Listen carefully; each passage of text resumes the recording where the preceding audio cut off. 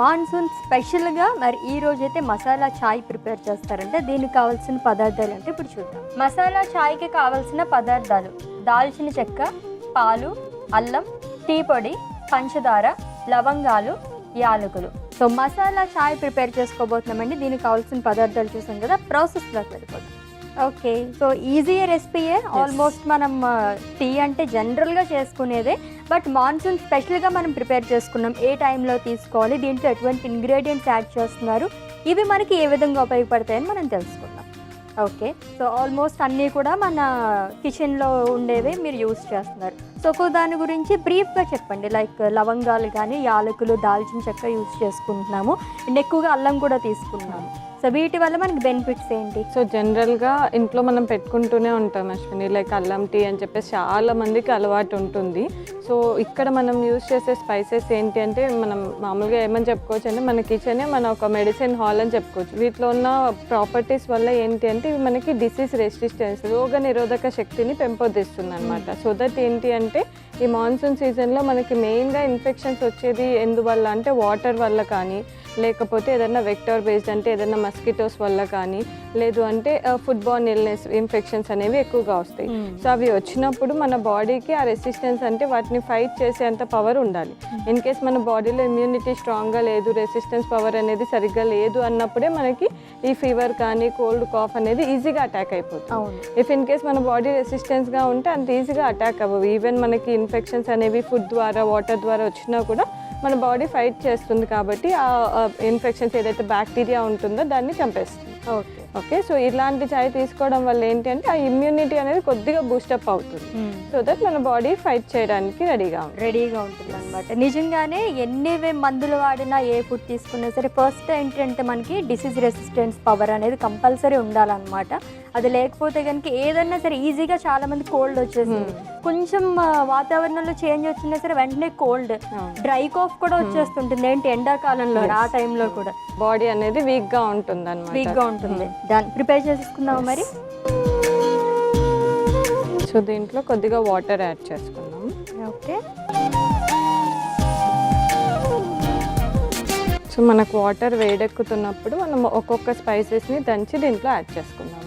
Okay, దంచి వేసుకోవాలి అంటే ఇది కావాలి. ఎస్. సో ఫస్ట్ మనం అల్లం తీసుకుంటున్నాం. ఓకే, సో అల్లం వచ్చేసరికి మనకు చాలా లైక్ మెడిసినల్ ప్రాపర్టీస్ అనేవి ఎక్కువగా ఉంటాయి అన్నమాట. యాంటీసెప్టిక్ ప్రాపర్టీస్ కావచ్చు. దీనివల్ల ఏంటి అంటే దీంట్లో ఉన్న జింజరాల్ ఆ కాంపౌండ్స్ వల్ల మనకి బాడీకి రెసిస్టెన్స్ పవర్ అనేది చాలా పెరుగుతుంది. అండ్ ఈ మాన్సూన్ టైప్లో ఏంటి అంటే ఇది కొంచెం బాడీకి హీట్ అందిస్తుంది. సో దట్ చాలామందికి ఏంటి అంటే చల్లేసినప్పుడు కూడా ఒక చాయ్ పెట్టుకొని తాగుదామా అని అనుకుంటారు. బికాజ్ దీంట్లో ఉన్న ప్రాపర్టీస్ వల్ల అది హీట్ని రిటైన్ చేస్తుంది అనమాట. బాడీ మరీ చల్లబడిపోకుండా, చలి పెట్టకుండా హెల్ప్ చేస్తుంది. ఓకే,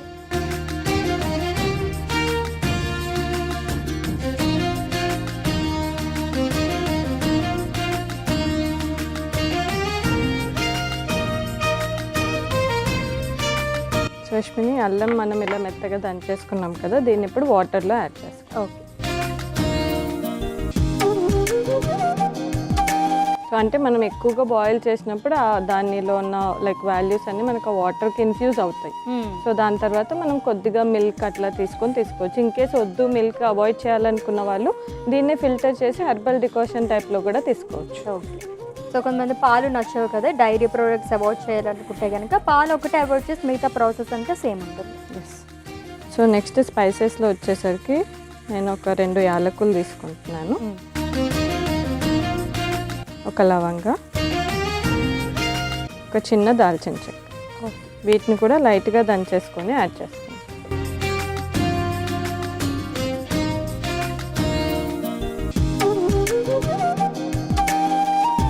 దీన్ని కూడా యాడ్ చేస్తాం. ఓకే, సో ఇదైతే చిన్నపిల్లలు తీసుకోలేరు కదా, మరి వాళ్ళకేంటి? సో చిన్నపిల్లలకి మామూలుగా మనం అల్లం ఉంటుంది కదా, సో అల్లంని బర్ఫీ టైప్లో చేసి ఇవ్వచ్చు. అల్లం బర్ఫీ చాలా బాగా పనిచేస్తుంది. బికాజ్ ఈ టైంలో వాళ్ళకి ఎక్కువగా కూడా కోల్డ్, కాఫ్ అలాంటివి ఎక్కువ వస్తుంటాయి కదా. సో అల్లం బర్ఫీ లాగా చేసి ఇవ్వడము, లేదు అంటే యాలకులు అవి మనం ప్యాన్ కేక్స్ అవి చేసినప్పుడు జస్ట్ పౌడర్ లాగా వేసి స్ప్రింకిల్ చేయడం. ఇవి ఏంటంటే కొంచెం ఘాట్ ఎక్కువగా ఉంటాయి కాబట్టి వాళ్ళకి కొంచెం తక్కువగా యూజ్ చేస్తేనే బెటర్. కొద్దిగా టీ పౌడర్ యాడ్ చేస్తాం. ఓకే.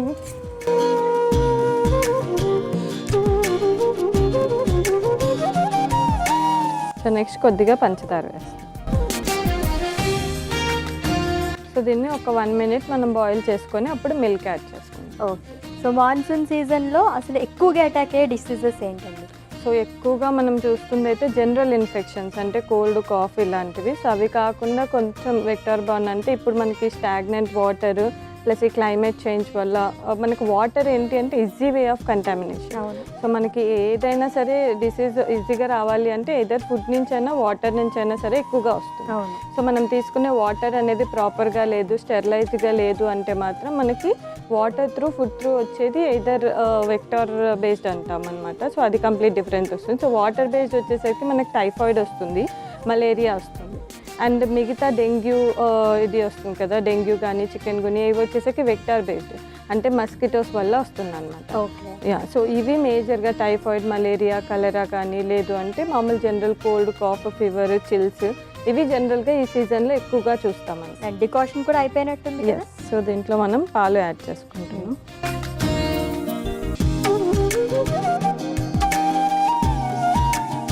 ఇది కూడా ఒక 2 minutes మరిగించుకుంటే మనకి టీ రెడీ అయిపోతుంది. ఓకే. బేసిక్గా ఇప్పుడు మీరు ఏదైతే ఇంగ్రీడియంట్స్ యూస్ చేస్తున్నారో నేను టీ ఎక్కువ తాగను అసలు, వారంలో ఒక 2-3 times ఏమో, అది కూడా ఏమైనా హెడేక్ అది వస్తే. సేమ్ ఇవే ఇంగ్రీడియంట్స్ మమ్మీ యూస్ చేస్తారన్నమాట. యా, చాలా మంది అంటే మన ఓల్డ్ ట్రెడిషన్ పాటించే వాళ్ళు చాలామంది ఇలాగే పెట్టుకుంటూ ఉంటారు. అండ్ ఎస్పెషల్గా ఈ కోవిడ్ తర్వాత అండ్ ఈ సీజన్లో వచ్చేసరికి కంపల్సరిగా డైలీ 1 cup అన్న ఇలాంటి హెర్బల్ రిలేటెడ్ తీసుకుంటూ ఉంటారండి. అవును. కొంచెం పాలు ఏమన్నా పడకపోతే కనుక అవి మనం అవాయిడ్ చేసుకుంటే ఇంకా మంచిదే కదా. ఎవరైనా డైట్ అది చేసేటట్టు అయితే కనుక మిల్క్ కూడా అవాయిడ్ చేసేసుకోండి. ఓన్లీ డికాషన్ తీసుకున్నా కూడా చాలా మంచిది. బట్ మిల్క్ అవాయిడ్ చేసినప్పుడు కాల్షియం సప్లిమెంట్ ఏదో ఒకటి వేరే అదర్ ఫుడ్స్ కూడా ఇంక్లూడ్ చేసుకుంటే మంచిది. ఓకే. సో అశ్విని గారు, మన మసాలా చాయ్ రెడీ అయిపోయింది. సర్వింగ్ గ్లాస్లో తీసేసుకోండి. ఓకే.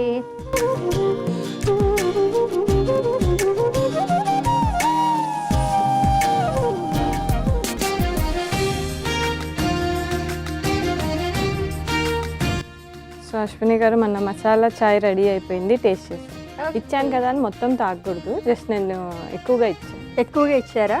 2 రోజులు తాగొచ్చా ఇది? 3-4 రోజులు తాగదు. అవునా? అంటే ఇంత క్వాంటిటీయా?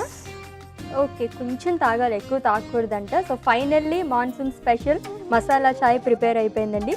టేస్ట్ చేసే ముందు దీనికి కావాల్సిన పదార్థాలు, తయారీ విధానం ఒకసారి చూద్దాం. మసాలా చాయ్కి కావాల్సిన పదార్థాలు: దాల్చిన చెక్క, పాలు, అల్లం, టీ పొడి, పంచదార, లవంగాలు, యాలకులు.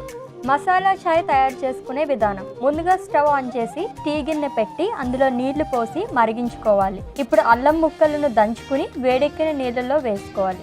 తరువాత యాలకులు, లవంగం, దాల్చిన చెక్క వేసి దంచుకుని మరిగని నీళ్ళలో వేసుకోవాలి. ఇప్పుడు అందులో టీ పొడి, పంచదార వేసి మరిగించుకోవాలి. తర్వాత అందులో పాలు వేసి మళ్ళీ మరిగించుకుని వడగట్టుకుని సర్వింగ్ గ్లాస్ లో తీసుకుని సర్వ్ చేసుకోవాలి. అంతే, మాన్సూన్ స్పెషల్ మసాలా చాయ్ రెడీ.